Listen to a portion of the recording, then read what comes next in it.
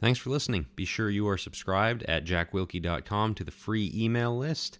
And if you'd like to support the work I do with these articles, the videos, the Think Deeper podcast, and my forthcoming books, you can become a supporting subscriber there as well, jackwilkie.co/subscribe. And now grab 9 ebooks as a token of my thanks. The Epstein Files, Why You Should and Why You Should Not Pay Attention, February 9th, 2026. One of the biggest stories of the second Trump administration has been the much-contested release of the FBI's files on convicted sex offender Jeffrey Epstein. For years, rumors and allegations have swirled about just how far-reaching and deeply evil his operation was, who he was working for, and who all was involved. Now, files have begun to be released, adding barrels of fuel to the fire. Obviously, this has created a significant amount of discussion. I put an informal poll out to friends on a couple of social media platforms, and in each case the majority said they were at minimum aware of the story, with many keeping tabs and plenty of others deep diving into the details. As a Christian, does a story like this matter? Should Epstein be on our radars? In a world in which social media is giving us something to react to every single day, so many of which are forgotten overnight, what should we make of one that is so enduring and so dark as the case of Jeffrey Epstein? We need to practice a lot of caution and wisdom in matters like these. Some of us need to step back from the story.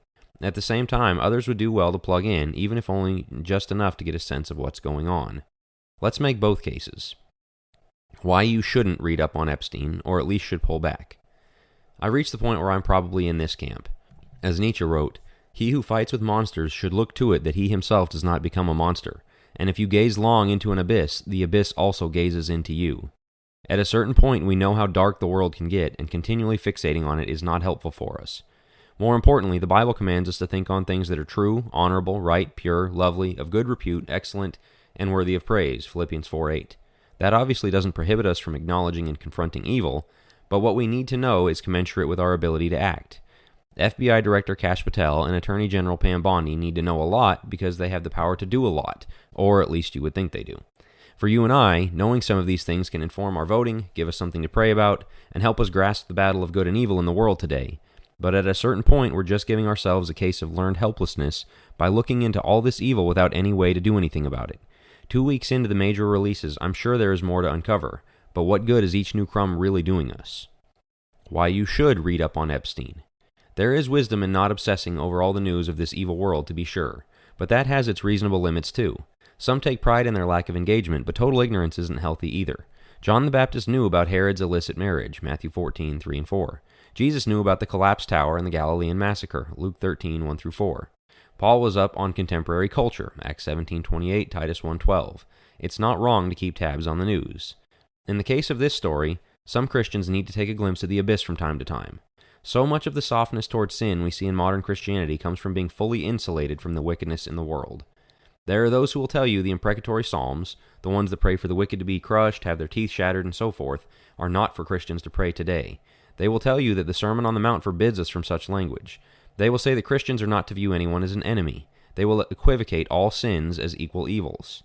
Those Christians need to take a look at the level of evil revealed in news stories like the Epstein Files. We have to know the world if we are going to engage it, and especially if we are going to guard ourselves and our homes against the influences that are working on us. As I said above, I don't believe it does any of us good to obsess over such dark stories. However, getting a reality check about the evils in the world today is a good thing for Christians to do from time to time. The world is not a place where we can all hold hands, sing kumbaya, and make everybody feel good all the time. I've seen posts from atheists and other non-Christians who say that things like the Epstein Files are driving them toward Christianity. When they see how dark and perverted evil can get, they want to find a light to meet it. If they meet Christians who are pretending everything is all rainbows and sunshine, refusing to acknowledge the spiritual warfare that is at our doorstep, they're going to go looking elsewhere. Christianity is the only answer for the depravity on display in the world today. We had better not be hiding it from those who seek it. To show it properly, we need to know what darkness is out there and what the non-believer is being confronted with. Take stock. You don't have to stay plugged into every news item that comes across the feed. You don't have to make a post to tell everyone where you stand on every major discussion. More than anything, we need to know about the battles before us, we need to ground ourselves in God and His Word, and we need to go about doing good. Take stock of where you stand and proceed with wisdom. If you're catching this on your podcast app, please take a few seconds to leave a review. Good reviews help other people find the podcast, and I would greatly appreciate it. Thanks.